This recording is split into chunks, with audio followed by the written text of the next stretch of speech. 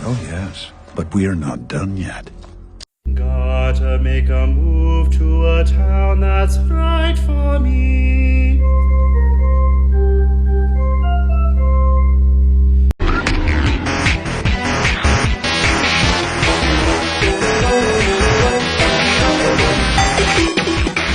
Remember the last time you used a public restroom?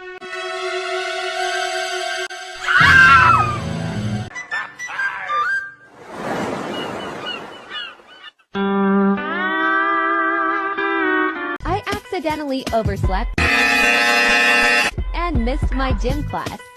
I panicked because I never skip gym. Then I remembered swimming is a workout. I feel skinny again.